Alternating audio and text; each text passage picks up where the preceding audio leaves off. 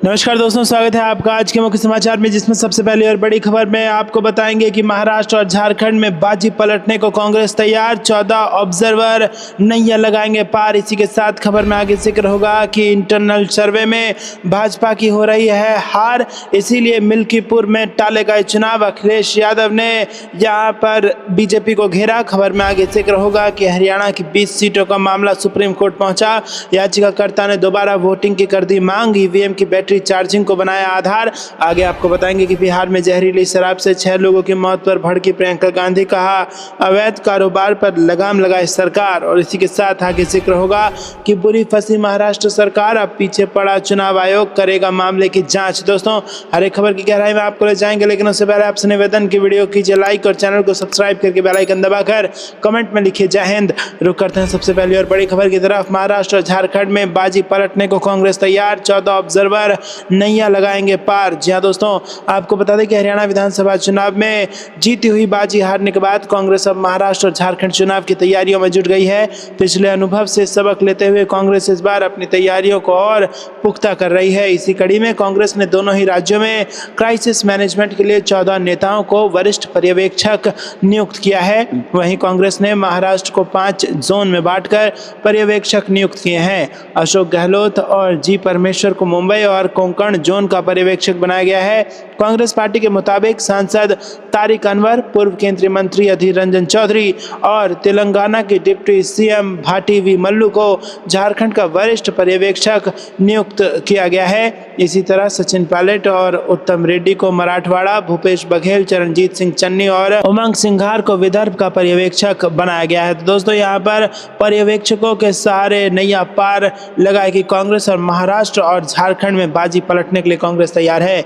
रुक करते हैं अगली ब्रेकिंग न्यूज की तरफ। इंटरनल सर्वे में बीजेपी हार रही, मिल्कीपुर में चुनाव, अखिलेश यादव बोले इसलिए टाला इलेक्शन। जी हां दोस्तों, आपको बता दें कि सपा प्रमुख अखिलेश यादव ने लखनऊ में मिल्कीपुर को लेकर बड़ा बयान दिया है। उन्होंने कहा कि मिल्कीपुर का उपचुनाव उनके अपने सर्वे में बीजेपी के लोग हार रहे थे। बीजेपी के इंटरनल सर्वे में बीजेपी को पता चल गया था कि वो मिल्कीपुर में चुनाव हार रहे हैं, इसीलिए वहां चुनाव टाल दिया। वहां पीडीए से जुड़े बीएलओ हटा दिए गए। मुख्यमंत्री खुद कई बार वहां गए, प्रशासन के लोगों से रिपोर्ट ली तो उनको पता चला कि वो मिल्कीपुर में चुनाव हार रहे हैं। अब अपनी बदनामी बचाने के लिए कोर्ट और इलेक्शन कमीशन का चक्कर लगा रहे हैं, जिससे वहां चुनाव हो जाए। अगर 2 दिनों में वहां काम नहीं कर पाए तो वहां चुनाव नहीं हो पाएगा। वाल्मीकि जयंती पर सपा अध्यक्ष अखिलेश यादव ने ये बातें मीडिया से कही। रुक करते हैं अगली ब्रेकिंग न्यूज की तरफ। हरियाणा की 20 सीटों का मामला सुप्रीम कोर्ट पहुंचा। याचिकाकर्ता ने दोबारा वोटिंग की मांग की, ईवीएम की बैटरी चार्जिंग को बना दिया आधार। जहां दोस्तों, हरियाणा विधानसभा चुनाव के दौरान 20 सीटों पर वोटिंग में गड़बड़ी के आरोप वाली शिकायत अब सुप्रीम कोर्ट पहुंच गई है और कोर्ट में एक याचिका दायर की गई है, जिसमें कहा गया है कि चुनाव के दौरान इलेक्ट्रॉनिक वोटिंग मशीन में छेड़छाड़ हुई है। रुक करते हैं अगली ब्रेकिंग न्यूज की तरफ। बिहार में जहरीली शराब से 6 लोगों की मौत पर भड़की प्रियंका गांधी, कहा अवैध कारोबार पर लगाम लगाए सरकार। जी हां दोस्तों, कांग्रेस महासचिव प्रियंका गांधी ने बिहार के सीवान एवं सारण जिलों में जहरीली शराब पीने से 6 लोगों की मौत पर बृहस्पतिवार को दुख जताया और आरोप लगाया कि प्रदेश में शराबबंदी के बावजूद जहरीली शराब का अवैध कारोबार धड़ल्ले से जारी है। उन्होंने ये भी कहा कि राज्य सरकार को इस पर लगाम लगानी चाहिए। प्रियंका गांधी ने सोशल मीडिया मंच एक्स पर पोस्ट किया कि बिहार के सीवान और सारण जिले में जहरीली शराब से बड़ी संख्या में लोगों की मृत्यु का समाचार अत्यंत दुखद है। ईश्वर दिवंगत आत्माओं को श्री चरणों में स्थान दे। शोक संतप्त परिजनों के प्रति मेरी गहरी संवेदनाएं। बड़ी संख्या में लोग अस्पताल में भर्ती हैं, उनके शीघ्र स्वस्थ होने की प्रार्थना करती हूं। उन्होंने कहा कि बिहार में शराबबंदी लागू है, लेकिन जहरीली शराब का अवैध कारोबार धड़ल्ले से चल रहा है, जिससे आए दिन मौतें होती हैं। सरकार को इस पर लगाम लगानी चाहिए। बता दें कि बिहार के सीवान और सारण जिलों में कथित तौर पर जहरीली शराब पीने से बुधवार को 6 लोगों की मौत हो गई थी और कई लोगों को अस्पताल में भर्ती कराया गया। रुक करते हैं अगली ब्रेकिंग न्यूज की तरफ। बुरी फंसी महाराष्ट्र सरकार, अब पीछे पड़ा चुनाव आयोग करेगा मामले की जांच। जहां दोस्तों, विधानसभा चुनाव की तारीख के सामने आते ही महाराष्ट्र की महायुति सरकार बुरी फंस गई है। महाराष्ट्र सरकार के खिलाफ चुनाव आयोग जांच शुरू करने जा रहा है और ये जांच आदर्श आचार संहिता के उल्लंघन को लेकर की जानी है। बता दें कि महाराष्ट्र सरकार आदर्श आचार संहिता के उल्लंघन को लेकर चुनाव आयोग की जांच के घेरे में है। 15 अक्टूबर को चुनाव आयोग ने महाराष्ट्र विधानसभा चुनाव की तारीखों का ऐलान कर दिया है। जानकारी के मुताबिक 15 अक्टूबर को दोपहर 3:30 बजे विधानसभा चुनाव की घोषणा के बाद महाराष्ट्र सरकार ने अपनी सरकारी वेबसाइट पर करीब 200 सरकारी प्रस्ताव, नियुक्तियां और निविदाएं जारी कर दी, जबकि चुनाव आयोग के पीसी के बाद मुख्य निर्वाचन अधिकारी के कार्यालय से राज्य सरकार को एक पत्र भेजा गया था, जिसमें आदर्श आचार संहिता लागू होने के बाद किसी भी सरकारी निर्णय, आदेश और निविदा को प्रकाशित न करने का आदेश दिया गया था। पर सरकार अपनी हरकतों से बाज नहीं आई और उसने वही किया जो उसे नहीं करना चाहिए था। बता दें कि राज्य सरकार ने आयोग के आदेश की अनदेखी की और मंगलवार रात और बुधवार सुबह के बाद कई निर्णय प्रकाशित किए। जब चुनाव आयोग ने इस पर चिंता जताई तो सरकार ने जल्दबाजी में अपनी वेबसाइट पर अपलोड किए गए कई निर्णय हटा दिए। अब इस मामले को लेकर मुख्य निर्वाचन अधिकारी चेकालिंगम ने कहा कि हम अपलोड किए गए सरकारी प्रस्तावों के समय की जांच करेंगे और जांच करेंगे कि क्या इससे आदर्श आचार संहिता का उल्लंघन हुआ है या नहीं। रुक करते हैं अगली ब्रेकिंग न्यूज की तरफ। इस बार एक नहीं दो मुद्दों पर जेडीयू और बीजेपी में तकरार। बिहार विधानसभा चुनाव से पहले उभरे मतभेद। जी हां दोस्तों, बीजेपी के फायर ब्रांड नेता और केंद्रीय मंत्री गिरिराज सिंह बिहार में हिंदू स्वाभिमान यात्रा के प्रथम चरण की तैयारी में लगे हैं। इस यात्रा का जहां बीजेपी पुरजोर समर्थन कर रही है तो वहीं जेडीयू ने इस यात्रा पर ऐतराज जताया है। इसके साथ ही जेडीयू ने उस मांग का भी विरोध किया है जिसमें बीजेपी के एक विधायक ने सीमांचल के कुछ जिलों को मिलाकर केंद्र शासित प्रदेश बनाने की मांग केंद्र सरकार से की है।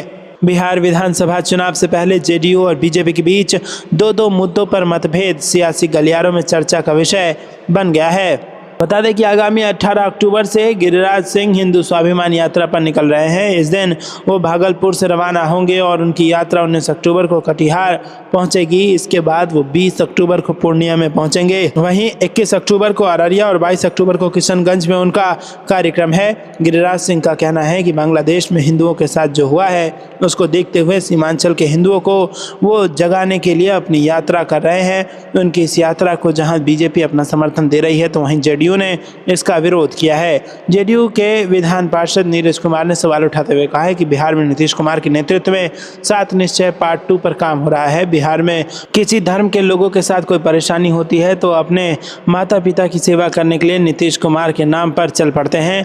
बिहार के लोग पहले से जगे हुए हैं और उनको जगाने की जरूरत नहीं है। नीरज कुमार ने स्पष्ट कर दिया है कि इस यात्रा से जेडीयू का कोई संबंध नहीं है। उन्होंने कहा कि बिहार की सरकार सीमांचल में हिंदू हो या मुसलमान हो, सबों के लिए एक जैसा काम कर रही है। रुक करते हैं अगली ब्रेकिंग न्यूज की तरफ। पहले दिन ही सीएम उमर अब्दुल्ला का बड़ा फैसला, एलजी की अध्यक्षता वाली प्रशासनिक परिषद के अधिकार रद्द। जम्मू कश्मीर से बड़ी खबर। जी हां दोस्तों, जम्मू कश्मीर में बुधवार को नवनिर्वाचित सरकार की कार्यभार संभालने के कुछ ही घंटों बाद सीएम उमर अब्दुल्ला एक्शन में दिखे। उन्होंने कई ऐसे आदेशों को रद्द कर दिया जिनके तहत केंद्र शासित प्रदेश के शासन के लिए उपराज्यपाल की अध्यक्षता वाली प्रशासनिक परिषद को अधिकार सौंपे गए थे। उमर अब्दुल्ला सरकार की ओर से जारी एक बयान के मुताबिक साल 2020 में शुरू किए गए कुछ सरकारी आदेश वापस ले लिए गए हैं। इन्हें रद्द करने का आदेश सामान्य प्रशासन विभाग के आयुक्त सचिव संजीव वर्मा ने जारी किया है। दोस्तों रुक करते हैं अगली ब्रेकिंग न्यूज की तरफ। महाराष्ट्र के लोग विश्वासघात करने वालों से जल्द बदला लेंगे। जयराम रमेश ने राज्य को उपेक्षित करने के आरोप लगाए। जी हां दोस्तों, कांग्रेस ने बुधवार को महाराष्ट्र की महायुति सरकार पर राज्य के हितों का त्याग करने का आरोप लगाया और कहा कि प्रदेश की जनता जल्द ही उन लोगों से बदला लेगी जिन्होंने राज्य के साथ विश्वासघात किया है। पार्टी महासचिव जयराम रमेश ने दावा किया कि केंद्र में प्रधानमंत्री नरेंद्र मोदी के नेतृत्व वाली सरकार के आने के बाद से महाराष्ट्र को विकास परियोजनाओं से निरंतर उपेक्षित किया गया है। महाराष्ट्र की सत्तारूढ़ महायुति में शिवसेना, भारतीय जनता पार्टी और उप मुख्यमंत्री अजित पवार के नेतृत्व वाली राष्ट्रवादी कांग्रेस पार्टी शामिल है। रमेश ने एक्स पर पोस्ट किया कि महायुति सरकार इस बात के लिए संदिग्ध रूप से जानी जाएगी कि उन्होंने महाराष्ट्र के हितों का पूरी तरीके से त्याग कर दिया है। कांग्रेस और महाविकास अघाड़ी अपने पसंदीदा के लिए अलग भूमिका निभाने में विश्वास नहीं करते, पूरे देश के समान विकास में विश्वास करते हैं। उन्होंने कहा कि बुनियादी ढांचे की नई परियोजनाएं, विशेष निवेश क्षेत्रों और आधुनिक उद्योग से सभी भारतीय नागरिकों को लाभ होना चाहिए, न कि केवल एक राज्य को। रमेश के अनुसार जब 1970 और 80 के दशक में गुजरात का औद्योगिकरण जारी था तब अन्य राज्यों से परियोजनाएं छीने बिना Gujarat state fertilisers and chemicals limited, Gujarat refinery और और IPCL जैसी परियोजनाएं स्थापित की गई। उन्होंने दावा किया कि प्रधानमंत्री नरेंद्र मोदी ने फैसला किया कि महाराष्ट्र किसी भी नई परियोजना या केंद्र की तरफ से मिलने वाले सहयोग का हकदार नहीं है। कांग्रेस नेता ने महाराष्ट्र से कई परियोजनाएं दूसरे राज्यों में स्थानांतरित किए जाने का उल्लेख करते हुए कहा कि दुर्भाग्यपूर्ण तथ्य यह है कि बीजेपी में दूरदर्शिता का पूरी तरीके से अभाव है। वो कुछ भी बना नहीं पा रहे हैं। ये या तो PSU बेच सकते हैं या धमकी दे सकते हैं। आपको क्या कुछ लगता है दोस्तों, कमेंट में जरूर बताइए। वीडियो को लाइक नहीं किया तो लाइक जरूर कीजिए।